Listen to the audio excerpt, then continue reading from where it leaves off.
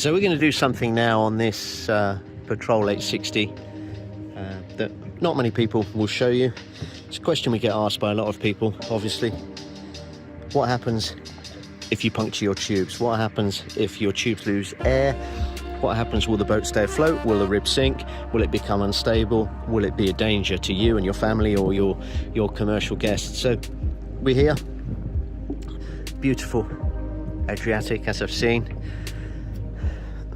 Dane here, our distributor here in the Adriatic region, does a super job for us. A beautifully set up 860, really nice looking boat, extended hardtop, 300 horsepower, brand new boat. So first thing I need to show you is the tubes on all ribs is made up of a number of different chambers. So this particular set of tubes has 6 chambers of air. What that means is if you puncture one area, you should have 5 extra chambers that will allow you to keep the buoyancy in those tubes, keep the air on the boat, keep the stability in the boat. Potentially you might lose 2 chambers if you hit something in the water. I've never known an entire 6-chamber rib to be punctured. But today we're going to show you what could possibly happen. So I'm going to let the air out of this bow chamber completely. So you can see that valve is now locked in the open position. So the air is just coming out of that quite easily, quite comfortably. What I'm going to ask Dane to do is release the air on the 2 rear chambers on the port side, as he's doing now, and then we're going to release the air on the starboard side. So valve out,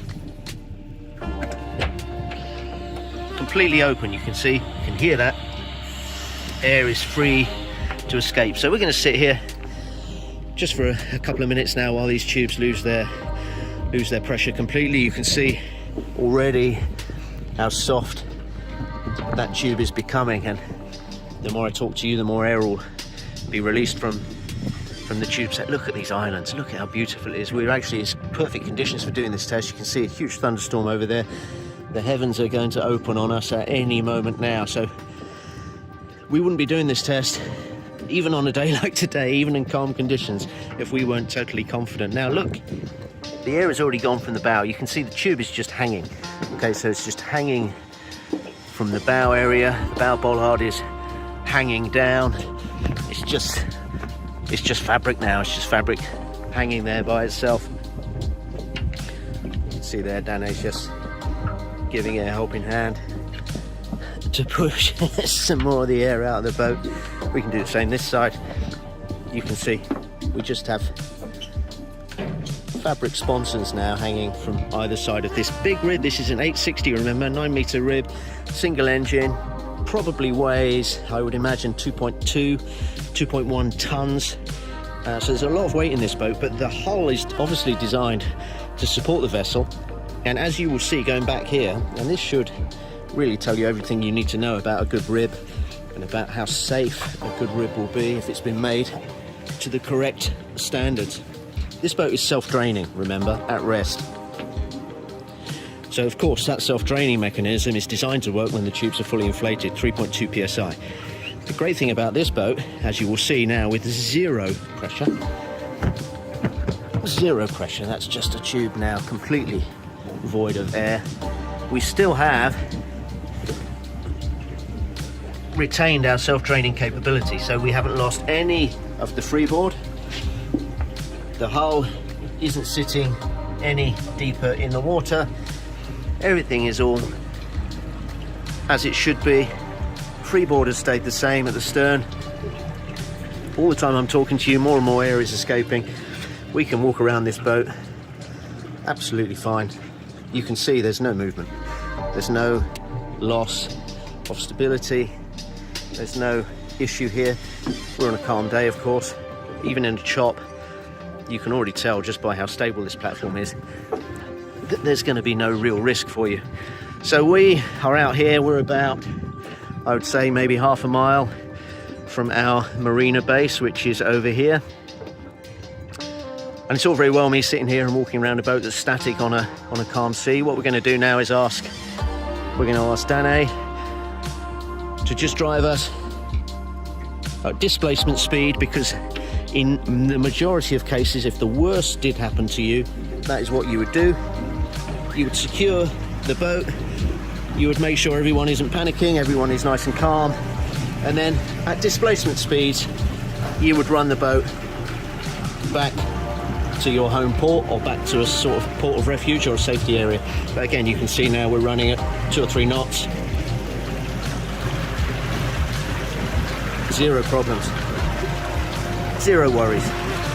And I talk to you from a Highfield, I talk to you from an 860, I talk to you from one of our commercial platforms. I have to tell you that if it's a good rib, made by a good manufacturer, you'll have the same outcome, okay? You'll have the same outcome, and that should give you all the security and all the peace of mind you need not to worry about that question. What happens if I lose the tubes? What happens if I lose the air? What happens if I puncture all 6 chambers? Let's be realistic about that. The chances of you puncturing all 6 chambers are almost nothing. But if you hit something at speed and you put a tear all the way down the side, this is the outcome.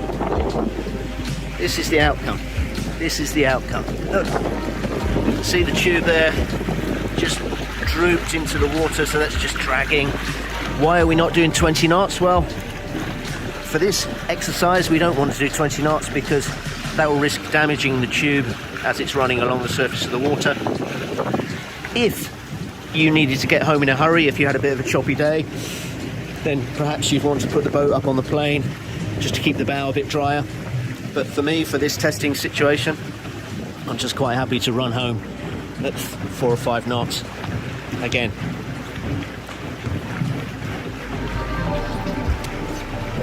It's very easy to talk to people about what will happen if you lose air. It's much easier to show them, and this is it. This is it. So have confidence, guys. Have confidence that if you lose your tubes, if you lose the air in your tubes, the boat is designed to get you home safely nonetheless.